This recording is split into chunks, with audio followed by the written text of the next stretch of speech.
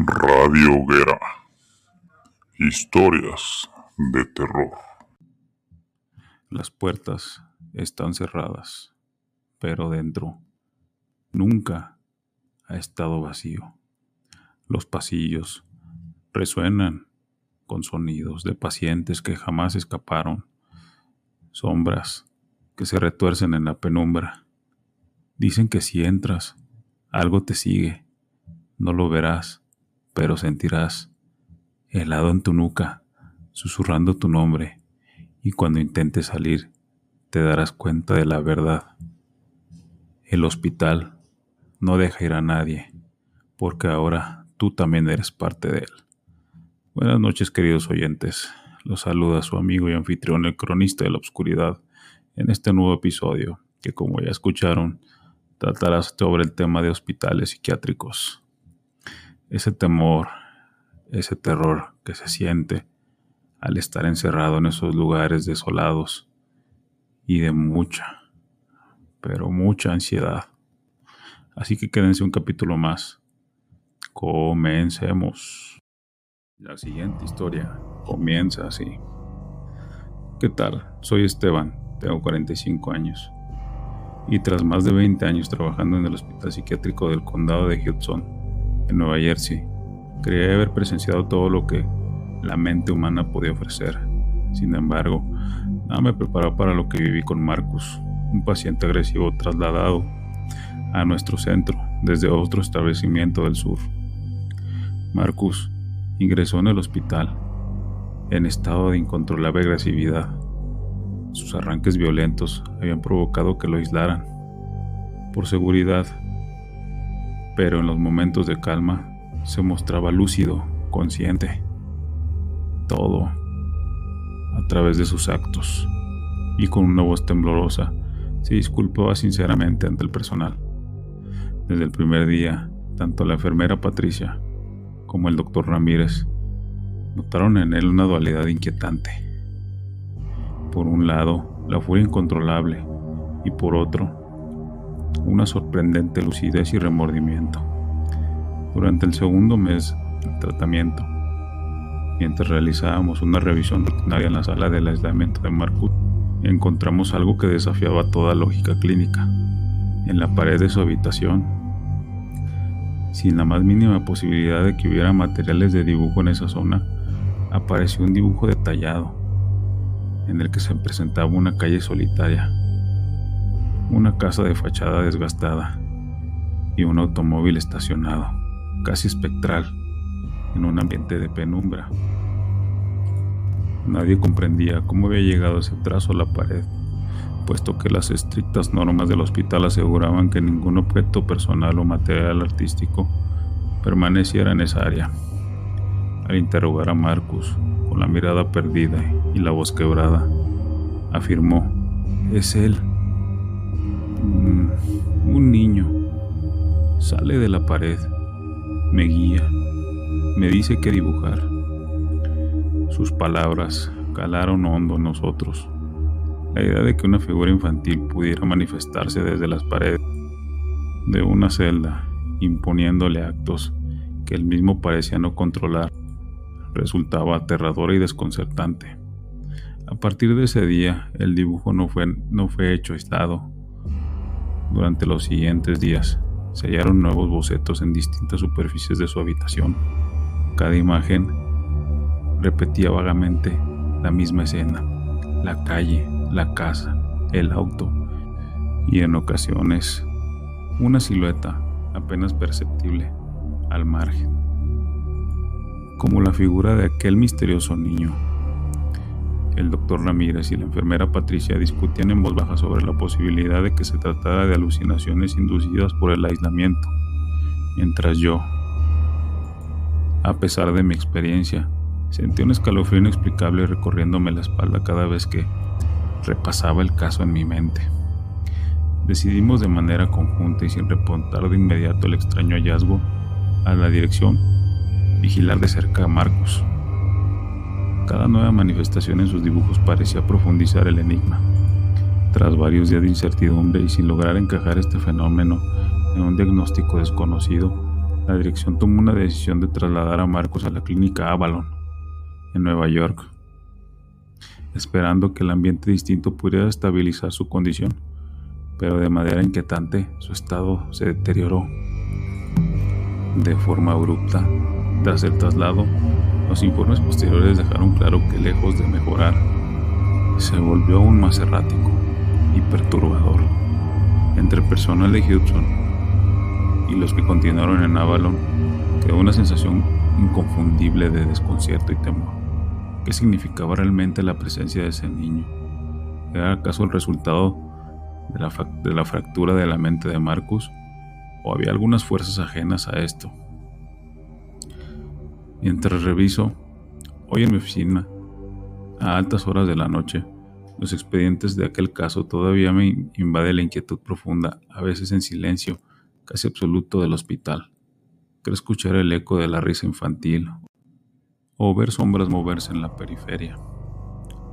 Cada dibujo que Marcus dejó tras, un recordatorio de un abismo del que jamás logré salir con respuestas claras.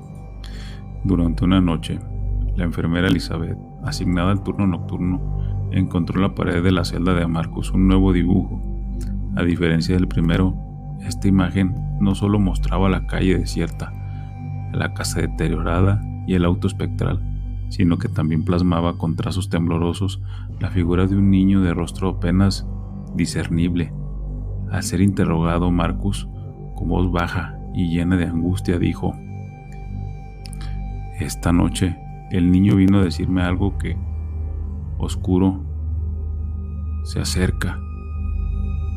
Esa afirmación, pronunciaba en momentos de calma, casi literalmente heló la sangre de todos los presentes. A partir de ese instante, el ambiente en la clínica se tornó irremediablemente tenso.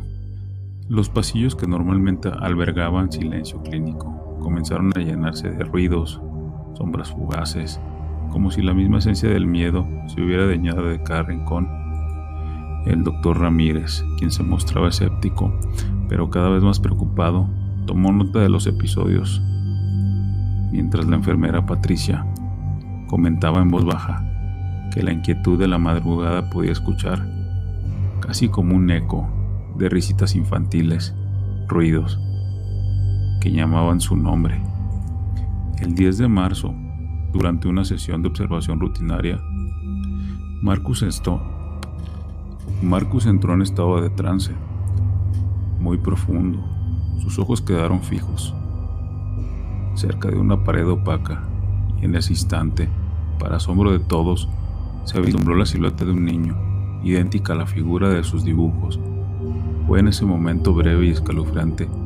La luz parpadeó violentamente en la celda, y en medio del caos momentáneo se escuchó una voz infantil que parecía provenir de cada rincón del pasillo. Cuando el personal interrumpió en la habitación, la celda estaba vacía. Lo único que quedaba era aquel dibujo, ahora alterado, con detalles nítidos que acentuaban la presencia del enigmático niño. Desde ese momento, la clínica se vio sumida en un estado de inquietud incesante. Entre debates acalorados y miradas nerviosas, se discutía lo que sucedió.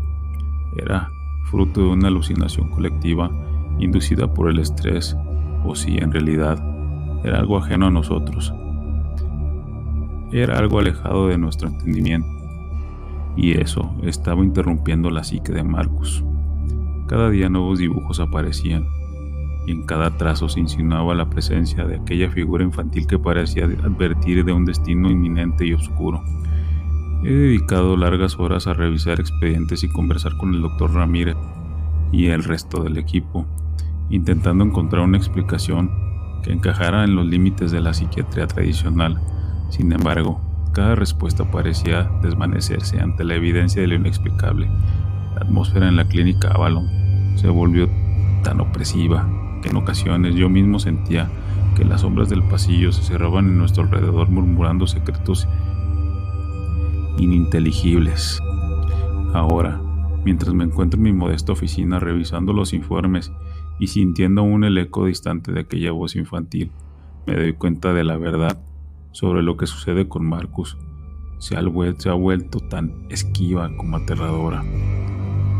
La persistente presencia de ese niño en cada dibujo y en cada trazo, en cada voz, todo en el tema nocturno ha dejado un rastro de preguntas sin respuestas, una sombra que se extiende más allá de lo clínico y roza lo sobrenatural. Durante el turno nocturno, mientras recorría los pasillos en mi ronda habitual, noté que la luz tenue de la lámpara oscilaba de manera inusual. Fue entonces cuando escuché casi imperceptiblemente una risa infantil que se colocaba por el corredor. Mi primer instinto fue atribuirlo al cansancio, pero pronto me di cuenta de que no se trataba de la risa nerviosa de un compañero. La procedencia parecía emanar desde la habitación de Marcus. Al llegar a la puerta, según los registros, firmemente asegurada, se encontraba entreabierta. Con el corazón acelerado ingresé y descubrí un nuevo dibujo en la pared, con un tono rojizo que contrastaba inquietantemente con el gris monótono de la celda. En él, la figura del niño que había adquirido detalles escalofriantes, unos ojos grandes y vacíos, y una mueca que parecía reflejar una mezcla de inocencia perdida y la maldad ancestral. Marcus, sentado en un rincón, murmuraba a la voz baja. El niño me dijo que ya no podía esconder lo que venía. Sus palabras se perdían en un suspiro humano, y en ese instante el silencio se volvió casi absoluto, como si el tiempo se hubiera detenido. A la madrugada del 12, la inquietud había escalado a un nivel insostenible. Los monitores de seguridad que estaban entonces mostraban la calma habitual de los pasillos. Comenzaron a emitir distorsiones, imágenes en las que podían vislumbrar fugazmente una figura infantil moviéndose de forma errática. La enfermera Elizabeth comentó en voz entrecortada que el aire parecía vibrar una energía extraña y opresiva. El doctor Ramírez, visiblemente perturbado, decidió acampar en el sector cercano a la sala de observación para intentar captar cualquier anomalía. Yo, por mi parte, incapaz de conciliar el sueño, repasaba mentalmente cada uno de los informes, sintiendo que la lógica médica no podía abarcar lo que desplegaba ante nuestros ojos. Fue entonces que recibí una llamada de Patricia, la enfermera del turno vespertino, relatando que en el corredor contiguo se escuchaban pasos lentos y en ocasiones un murmullo que apenas audible que parecía decir: «No te vayas». Todo esto con una voz dulce y, sin embargo, impregnada de un dolor que helaba la sangre. Una sensación de pavor absoluto se apoderó de mí mientras recorría nuevamente los pasillos en busca de una fuente de aquel lamento o aquella voz. En la pequeña sala de descanso, entre sombras alargadas por la tenue iluminación, descubrí que había surgido otro dibujo. Esta vez, el trazo se extendía casi por toda la pared, representado de forma caótica en una escena de amalgama: la calle, la casa y el auto. Todos los dibujos anteriores, pero con elementos adicionales, figuras distorsionadas y líneas que parecían gritar un silencio sepulcral. El dibujo, inacabado y abrupto en sus contornos, estaba acompañado de la inscripción casi imperceptible que decía: «El abismo te espera». Palabras que resonaban como un presagio ineludible, mientras en la habitación de Marcus, deteriorada visiblemente, los informes médicos registraban una agitación inusual. En momentos de lucidez, el paciente se mostraba casi consciente del terror que lo envolvía, suplicando que el niño no regresara, que aquella presencia oscura quedará en el olvido. No puedo evitar estremecerme al recordar el incesante murmullo que en la madrugada aparecía de cada rincón de la clínica, una sinfonía de ruidos, voces, pasos, que desdibujaba la línea entre lo real y lo inexplicable. Cada nuevo dibujo, cada palabra entrecortada de Marcus, abrió una grieta nueva en nuestra comprensión, desafiándonos a aceptar que quizás en aquel lugar se habían mezclado fuerzas que excedían la razón y la ciencia. La madrugada había caído pesadamente sobre la clínica y un frío antinatural recorría los pasillos a las 3:15 am. Un estruendo ensordecedor sacudió el edificio. Las luces parpadearon violentamente y en un instante se sumió en caos inquietante. Mientras recorría el corredor en mi ronda, noté que una nueva obra había emergido en la pared del pasillo. Un dibujo macabro, realizado con trazos rojos, que parecía ese líquido hemático fresco, en el que se mostraba una figura infantil con ojos penetrantes y una sonrisa enigmática acompañada de la inscripción "El abismo te reclama". Desde la sala de vigilancia del Dr. Ramírez y la enfermera Elizabeth observaban perplejos cómo las cámaras intermitentes mostraban una silueta moviéndose de forma errática en los rincones oscuros. Nadie podía explicar la desesperación momentánea de las imágenes, ni el ruido casi imperceptible que entrecortado y persistente parecía promover de los ángulos a toda vez. Al poco tiempo fui llamado de urgencia a la habitación de Marcus. Ahí, en la penumbra, el pobre se hallaba en un estado de convulsión silenciosa, con la mirada fija a la pared, murmurando incoherencias que mezclaban súplicas y amenazas. Su cuerpo se estremecía como si algo visible recorriera sus venas, y sobre su piel se dibujaban sombras que por un instante parecieron tomar forma propia. En un momento de lucidez desesperada entre ciertos sollozos exclamó: «No, el niño, él ha venido a reclamar lo que es suyo». Mientras el pánico se apoderaba de la sala, escuché el chirrido de la puerta, abriéndose lentamente. La corriente de aire helado trajo consigo una risa suave infantil, pero cargada de una maldad inhumana.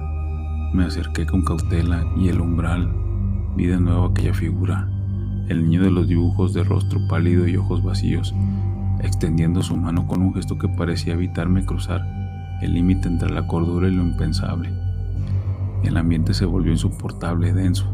Los monitores nuevamente comenzaron a emitir transferencias y parpadeos. Las alarmas se mezclaron con el eco del llanto ajeno que parecían provenir de cada pared. La enfermera Patricia, casi al borde del llanto, susurró entre temblores: Algo ha cambiado. Ya no es solo Marcus, el niño. Está en todas partes». En ese preciso instante, mientras la figura infantil se desvanecía, todo en un remolino de sombras, un grito desgarrador resonó por toda la sala. La estructura del hospital tembló, y por un breve lapso sentí que la barrera entre lo físico y lo inexplicable se rompía irremediablemente. La clínica se convertía en el epicentro de un terror ancestral. Ahora, en medio de este caos que parece absorber la última chispa de luz, me encuentro atrapado en un presente donde cada ruido y cada sombra parecen llevar la impronta de aquello que nunca debió ser despertado, mientras la penumbra se cierne en la risa de ese niño. Se disuelve el eco del abismo, y no puedo evitar preguntarme: ¿acaso el oscuro visitante ha cruzado definitivamente el umbral de la razón? ¿O es que lo estamos presenciando es solo el preludio del horror, aún mayor, destinado a arrastrarnos a todos estos en esta espiral?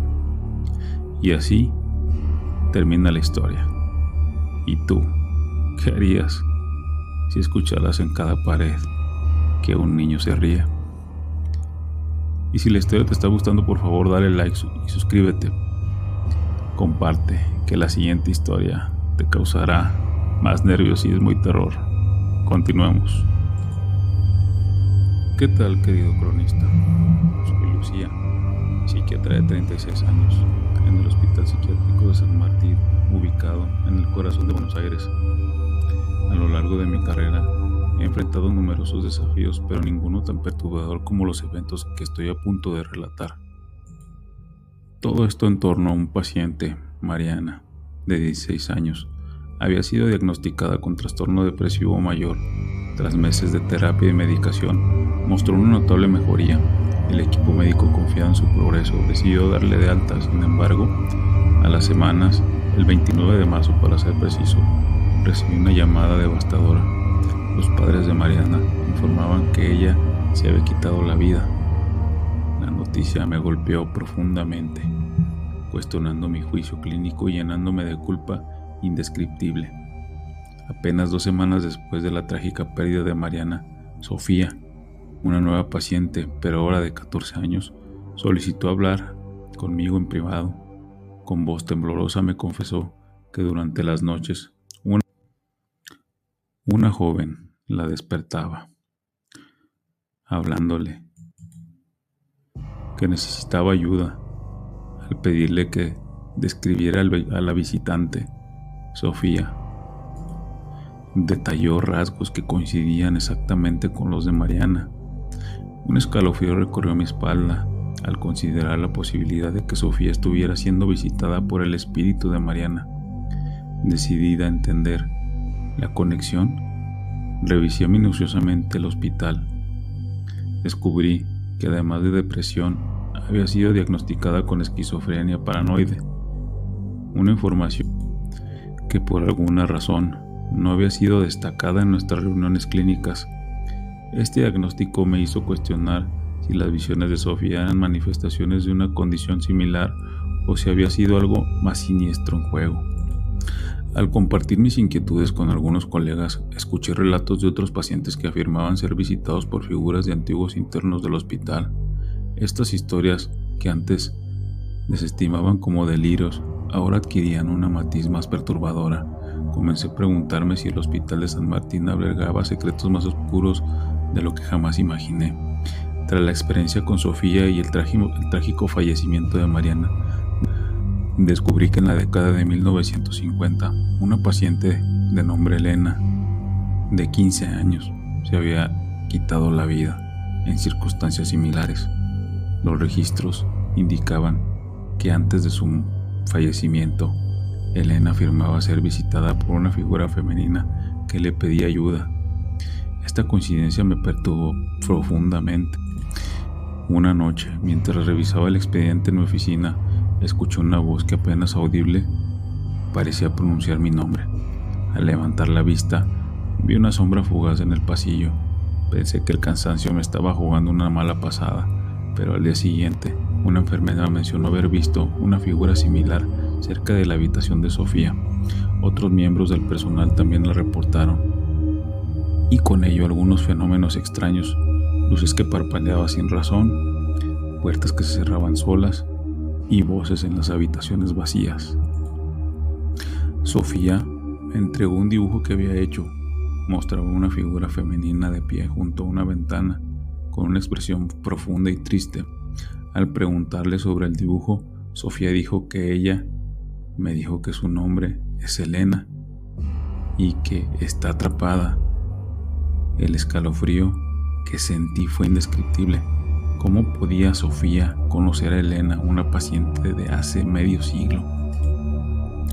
Decidí profundizar en los archivos históricos del hospital, buscando patrones de antecedentes que pudieran arrojar luz sobre las experiencias de mis pacientes.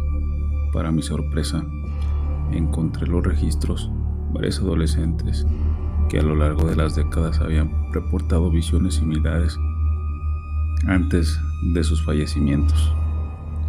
Una de ellas, Laura Gómez, de 15 años, ingresó en 1978 y describió encuentros nocturnos con una joven que le suplicaba ayuda.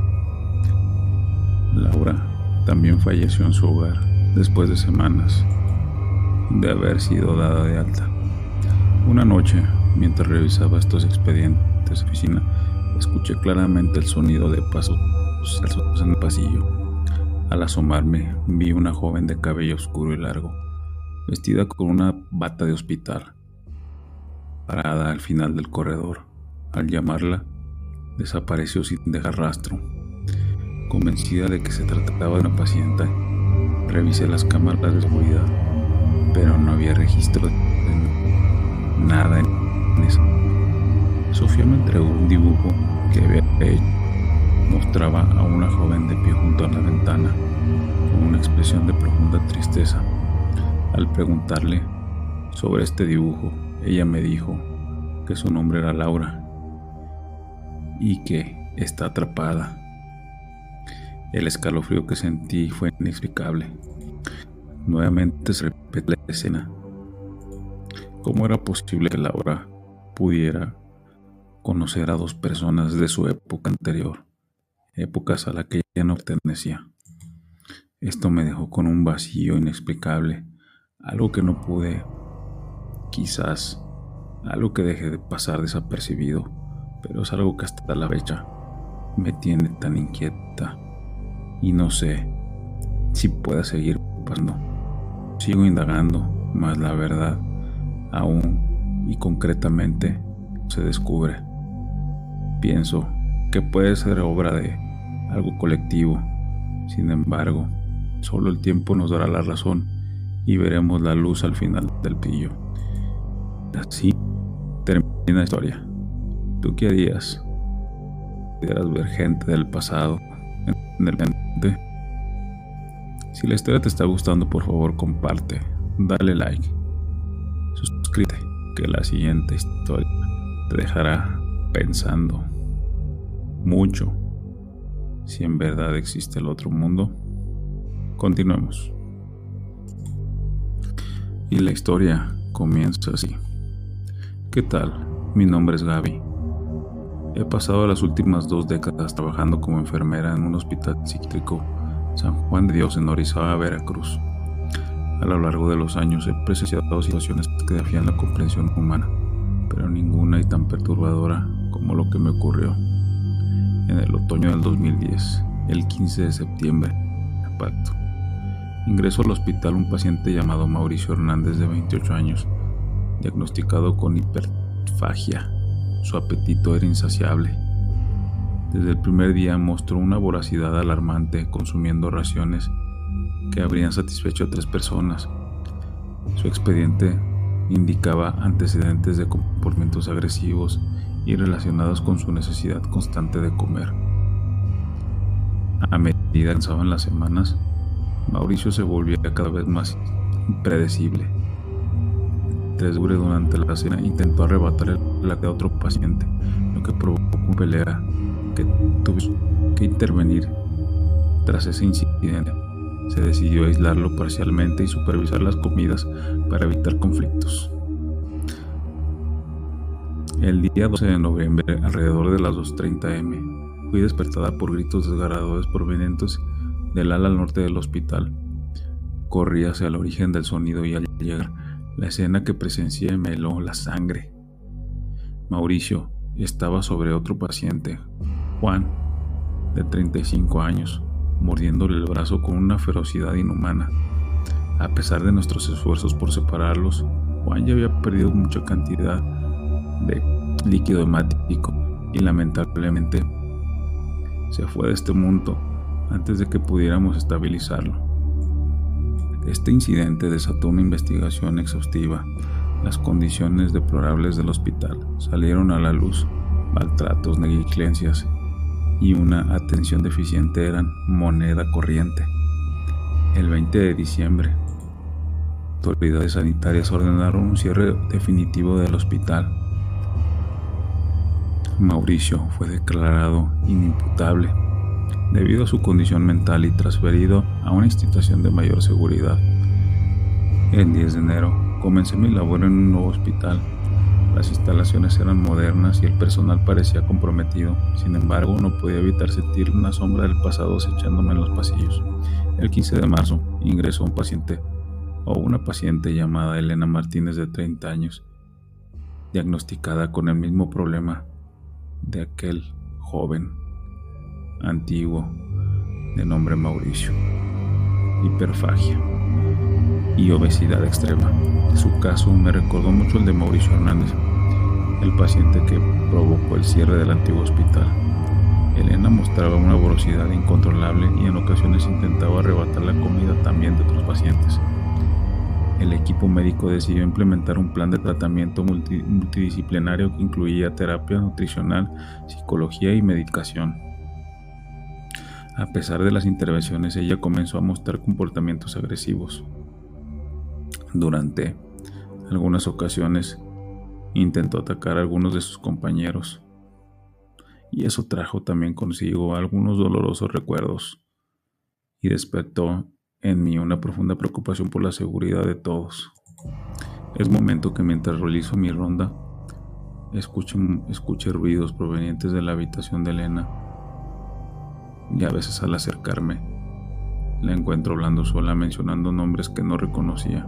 Cuando le pregunté, me miró fijamente y me dijo: «Tengo hambre». Sus palabras resonaron en mi mente recordando a Mauricio. A medida que los días pasaban, no podía evitar sentir la historia que se repetía. Las similitudes entre los casos eran inquietantes. Me preguntaba si el nuevo hospital realmente había dejado atrás aquellos fantasmas o si estábamos nuevamente condenados a revivir la historia. Y hasta aquí esta historia. ¿Y tú qué harías si en más de una ocasión volvieras a repetir lo mismo en diferentes circunstancias, pero con similitudes parecieran un bucle en el tiempo?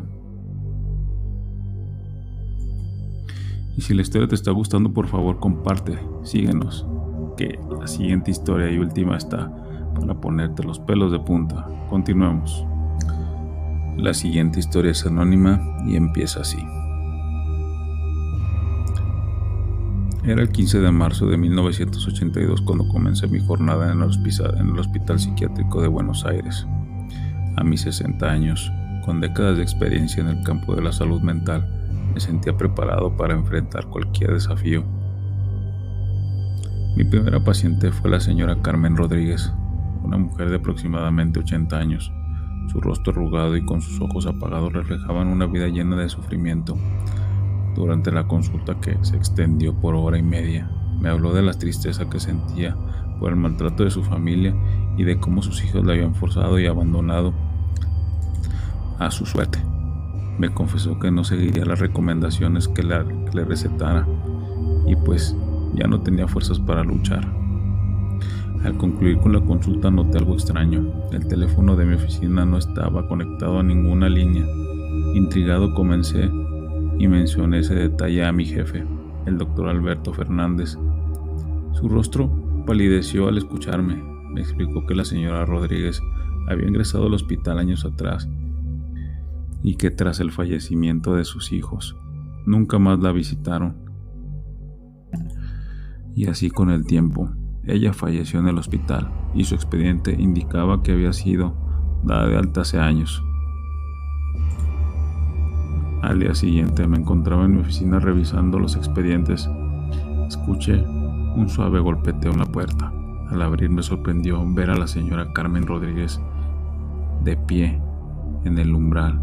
Su rostro, que había mostrado signos de tristeza y agotamiento al día anterior, ahora reflejaba una seriedad inquietante. «Doctor, he venido a agradecerle por escucharme ayer», dijo con una voz suave y temblorosa. «Me siento más tranquila, sabiendo que alguien me comprende». La invité a entrar, aunque una sensación de incomodidad me invadía. Durante la conversación noté que sus manos, que antes temblaban, ahora estaban firmes. Sus ojos, que antes evitaban el contacto visual, ahora me miraban fijamente. Al finalizar la consulta, la señora Rodríguez se levantó y se dirigió hacia la puerta. Antes de salir, se detuvo y me miró con una expresión que no pude descifrar. «Gracias por darme paz, doctor». Eso dijo antes de desaparecer por el umbral. Esa noche, mientras me preparaba para dormir, una sensación de frío me recorrió mi espalda. Me di cuenta de que había atendido a un fantasma, un alma que solo deseaba ser escuchada una vez más. La experiencia me hizo cuestionar la delgada línea entre la vida y la otra parte de la vida, la muerte. Y como en ocasiones, los pacientes que atendemos quizás solamente son las sombras de aquello que eran en vida. Y hasta aquí la historia. ¿Y ustedes qué harían en esa situación?